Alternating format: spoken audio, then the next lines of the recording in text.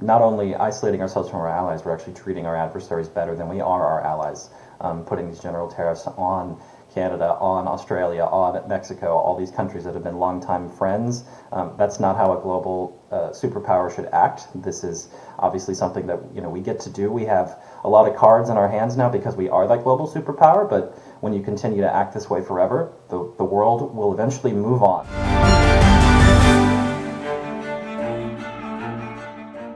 David Hale, and no relation to me, I should put it out there before we begin the interview, that we know of. But David, so good to have you on the show. You work with the Republican Reagan caucus. You consider yourself a concerned Republican, as your Twitter bio reads, and you're very much an outspoken member of the Republican Party, but not a supporter of this exact Republican Party. So it is so good to have you on the Trump Report today. I want to kick off by getting your thoughts on why you want the GOP to move closer back to the Reagan area of governing, and why it's so different to what you're seeing today. I think we can take a look at the fact that it worked. We had stability, we had friendships around the world, we had an economy that was resurgent, we didn't have this chaos where our allies feel betrayed. I think very clearly the Reagan model of governance, where it's a positive, optimistic vision, where we build up Americans, try to unite the country, have some sense of national purpose, and try to really establish ourselves on the world stage as a leader for freedom, I think is obviously a much better approach than this chaotic and divisive time that we're seeing under the current administration. David, it's not a question I would usually ask anyone, but I know that you're kind of part of that ballpark of Republicans who wanted the Republican Party back in power, but weren't necessarily happy with the leader they had fronted up. Did you vote for Donald Trump in the 2024 presidential election? No, actually, I did not. So I did vote for Nikki Haley in the Republican primary. I was very supportive of her. However, when it came to general election time, personally, I consider Trump to be a significant enough threat, after what we saw with January 6th, after his calls for terminating the Constitution, after his sucking up to foreign dictators. I said, I'm not a big fan of Kamala Harris, but I actually voted for her and GOP down ballot. What I wanted to see was a situation where she would be put in check by a Republican majority in Congress, not able to pass the more left-wing elements of her agenda, but did want some sort of placeholder president until we could get an actual conservative in 2028.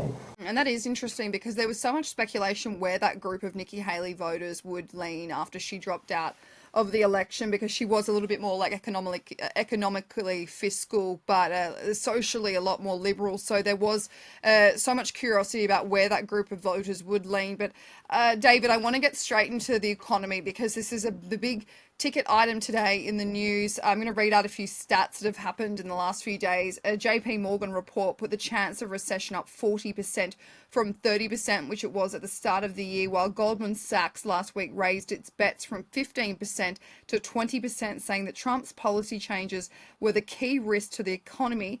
This, coupled with the fact that the S&P 500 fell to its lowest level since September. Is Donald Trump's current economy painting a very different picture to what he campaigned on? Oh, no doubt. I think there's no question of that. And he himself, in interviews, is conceding the fact that he thinks it's very possible, if not likely, that there will be a recession. And I've seen members of his cabinet trying to pass it off on Biden, saying, "Oh, this is a residual from the Biden administration." But I think, very clearly after he won the election, there was a lot of hope and optimism in the business community. They thought, "Oh, this is our guy. He's been very pro-business in the past, and therefore that's what we'll see here in the future." But very clearly, the chaos related to the potential tariffs and the tariffs in place, I think, make it very clear what is driving the uncertainty and what's driving the downward trend in the business community. Trump says that the United States is winning, that it will win, that Americans will be richer. And this is something that he's been saying even in the last few weeks as the market becomes a little bit more turbulent. But even before, when it came to his campaign promise, now the Republican Party has always been the party that feels like they can drive the economy into a better place. They didn't inherit a very large federal deficit that they were keen to get under the belt. So I guess my question is, because of these economic policies, these tariffs, and this commitment to to investing in America, do you think there's still a chance that the US will kind of move out of this turbulent phase and get itself back on board where he wants it to be? Well, I know the president talks about kind of a trial period or a temporary period of pain before we would see potential success. Personally, I don't see how we would get there. I'm as somebody who was an econ major in university, I see very clearly the effects of tariffs, not only hurting domestic consumers, obviously hurting the supply chains of domestic industries that utilize those imported goods within their supply chains. Obviously hurts our exporting businesses because now we have reciprocal tariffs being slapped or going to be slapped on them by our allies, and clearly overall hurts the relationship with the allies. So I do not see how we would end up here. I know most of the hope among the business community is that he simply it's a lot of bluster and ends up happening. So I do not see how we would get there with the current thrust of tariffs and trying to isolate America from the rest of the world. Trump had said early into this tariffs chat that he wasn't convinced that it was going to hurt Americans. It wasn't going to be felt on the American pocket. What are your thoughts on that, David? Do you think Americans believe him when he says that? I think now when we're in the period where we're not seeing the full effects, and not much has gone into place yet, I think it's you could still have a good chunk of his supporters or a good chunk of the country who could take the word of the president. We all want to take the word of the president.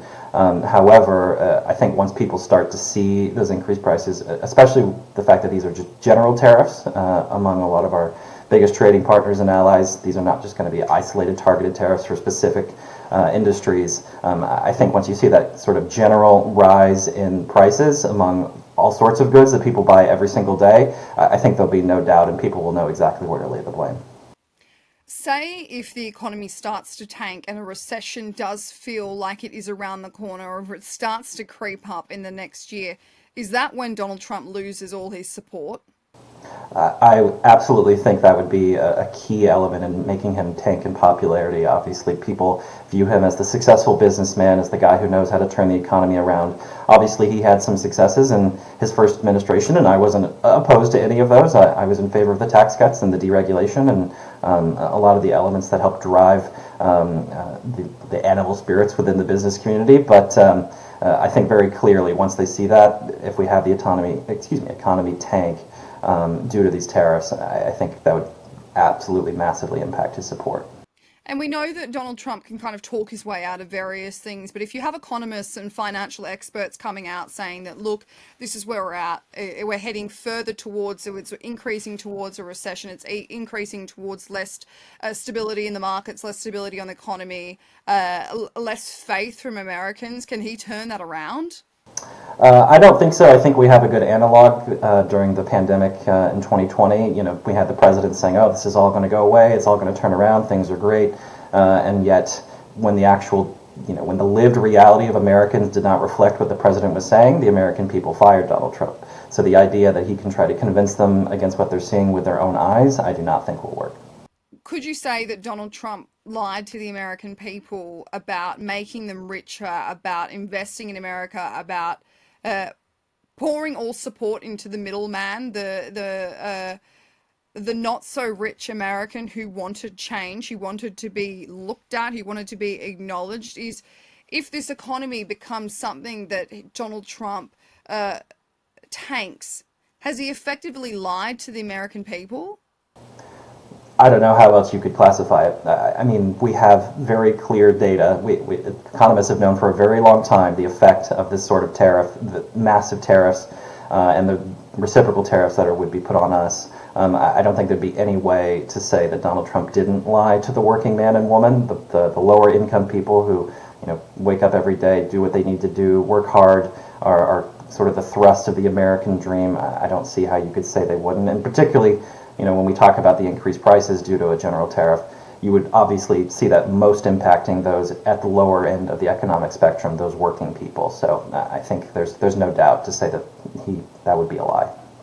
David, just a few facts that I'll read out from where we're currently at when it comes to tariffs, when it comes to the economy. So we currently have the president and his trade advisor saying that there will be no exemptions on tariffs to Australia and other allies who will be hit with 25% when it comes to steel. And aluminium.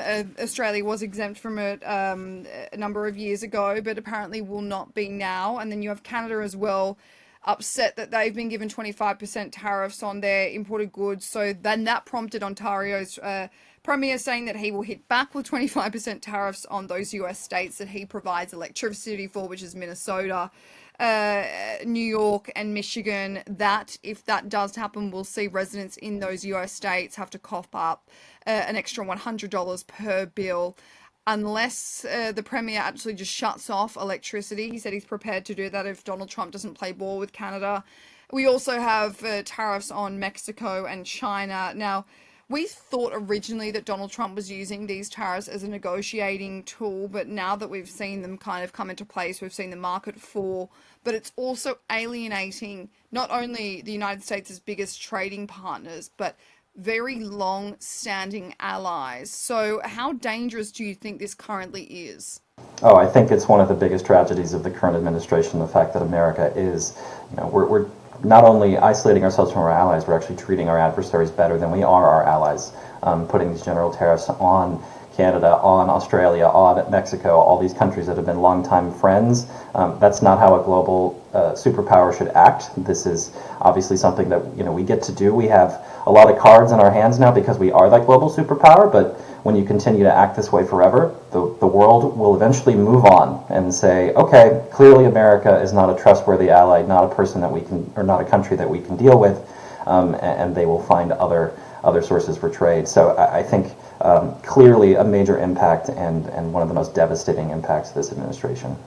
But on the other hand, David, we surely MAGA supporters or some Republicans are feeling quite happy with Donald Trump's first, I think it's 51 days. He's done everything he said he would do and more. He's done it at a rapid pace because we know he doesn't have much time. He wants countries to pay up. He doesn't want to feel like Americans are getting the short straw of this. He wants trade deals revamped so that America gets more. So is he treating his constituents the way that they want to be in that regard? He is treating them the way that they want to be treated, but he's sold them a false bill of goods in terms of what actually works. Donald Trump, in my estimation, has a fundamentally flawed understanding of what trade is and what the nature of trade is. He views it winners and losers, when in reality we can all be winners. It's kind of the whole point of trade, that we utilize comparative advantage and we actually say, okay, you're better at this, we'll take in your goods, we're better at this, we'll give you some of ours, and actually build relationships. So the idea that making these countries pay up and our trade deficits with them, that's America losing out. It's like, no, actually a trade deficit has no impact. In fact, that often means that we're getting more goods than we're getting out. So Americans benefit. We have lower prices, we have more availability, access to goods. I don't see how that's a bad thing in any way. And that was Australia's argument, because Australia is in a trade deficit with the US. So they kind of thought, what is the point of that when you're getting more out of this when we are? But David, you tweeted this quote from Trump before he won the election, which said, if I win America, will be respected again and around the globe. But this has just led to allies and enemies despising America. Why do you think the Trump administration should care about what other countries think? Well, of course, that's what it means to be the leader of the free world. We need allies. We need friends around the world who believe in the same values that we do. We, of course, look at the history of the last 80 years. The America-led global order, in conjunction with Europe and Australia and all sorts of countries around the world, obviously has led to some of the greatest levels of peace and prosperity that we've ever seen. I think the idea that America first means America alone is obviously a completely rejected idea. We see that in history. We take a look at World War II as an example, where we had plenty of Americans saying, nope, we don't need to be engaged in the world. That's Europe's problem. It's not something that we should deal with. When in reality, of course, what happens over there matters over here. And so defending freedom, partnering with our allies, standing for the values that we proclaim is clearly what a leader should do, what a global leader should do. What do you think Americans feel about the Trump administration, the new Republican administration, David, especially when it comes to this new way of order, when you've got Elon Musk, a Tesla owner, ex-owner, billionaire, Trump's 2IC calling a lot of the shots, cutting government spending, and then you've got someone like JD Vance acting as Donald Trump's guard dog. Do you think that they've been reciprocated well? I would say a lot of Americans are starting to recognize the chaos. They're seeing that every day it's some new dictate via tweet from Elon or some proclamation from Trump. In terms of his approval rating, it's higher than it's been in the past administration. It's higher than it has been historically, but you are starting to see it creep down. I think Americans are starting to recognize this is perhaps a little more than we asked for. Of course, I'm a little biased, but I clearly think people are going to start to recognize that chaos and say, this is not what we asked for. We saw a lot of controversial department funding cutting by Elon Musk and Doge, but one of the more controversial ones was last week when it was revealed that the Trump administration, with the help of obviously Doge, were planning on cutting around 70,000 jobs from the Department of Veterans Affairs. Not a great group of people to be alienating. We then saw Senator Mark Kelly go on CNN, and he spoke about how he'd had a disabled veteran in his office who, despite having a very stellar performance review in his job, was fired via email by Elon Musk, who claimed that he had a poor performance. Senator Mark Kelly said that there were 6,000 other veterans just like him that had lost their jobs like that. What's your response to that move from Elon Musk? Well, I'll first start by taking a big step back and saying I think the entire Doge experiment, as it stands on its face, is unconstitutional. I'll just put that out there at the start.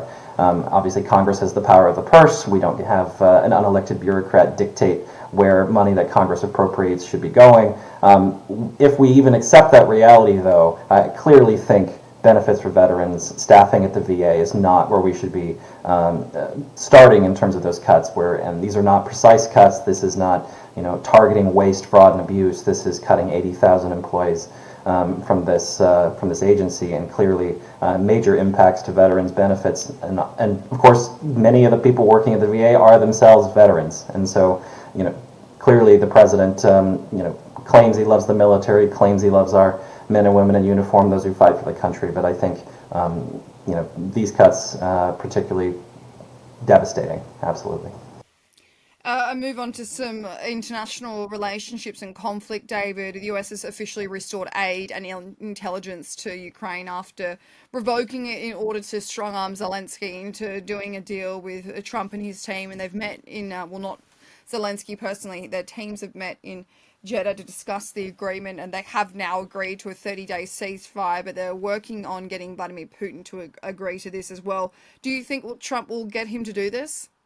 Everything I'm seeing is that's a no. I even saw earlier this morning, it sounds like the Russians are not particularly interested in this deal because at the moment they're making certain advances in Ukraine, and so there's no reason for them to want to come to the table. And of course that's the whole issue with trying to bully our ally, the victim here in this situation, Ukraine, who was illegally and brutally invaded by Putin, to say that they need to be the ones to make all the concessions, they need to be the ones to come to the table, they're the ones causing the issue, when of course they're not asking any concessions of the Russians that I know of so far, and clearly not including them in those discussions, and only putting all of the pressure on Ukraine. So I think clearly not working. If Donald Trump does get a peace deal done between Ukraine and Russia, whatever the concessions are on both sides, how do you think Americans will view him? Will they remember the sacrifices and the controversial moments that it took to get to that place? Donald Trump is a great marketer. I'm sure he'll be able to get his base to say that he is the person who prevented World War III and the person who brought peace to Europe and stopped this conflict. But of course, in my view, peace is not the only objective. Of course, I'm not pro-war, but when you have a country that was illegally invaded by a dictator who wants to reestablish the old Soviet sphere of influence in Europe, I think pretty clearly saying that now the biggest goal is peace, well, actually the biggest goal should be getting Russia out of Ukraine and actually making sure that we don't establish a precedent that dictators can invade their neighbors, say that because they're killing a lot of people, we need peace in order to stop the killing that they instigated, and then saying that that's the reason why we have to have peace. I think that's clearly a flawed strategy. Makes me hope and pray and grieve for the people of Taiwan as well. I'm sure this sends a great message, or a terrible message to those in Taiwan vis-a-vis China. So I think clearly a big mistake. Well, just a final question for you, David, on that note. Do you think that China is looking at the US as weak right now? I don't see how they could view us as anything other, and perhaps not even weak, maybe a potential partner in some of these more nefarious activities in invading their neighbors. I think very clearly Donald Trump has a history and a penchant for admiring dictators, admiring strongmen. So he takes a look at Putin. He respects him for being willing to go in and do what he views as his interests, and so Xi Jinping as well. If he decides that invading Taiwan and taking it is within his interests, I could imagine Trump and the MAGA crowd immediately calling for peace. Oh, we need peace. We need to make sure that we stop this war. And of course, that could simply end up with China taking Taiwan. God. A lot to take in. David Hale, thank you so much for joining the Trump Report today. Thank you, Maddie. Appreciate it.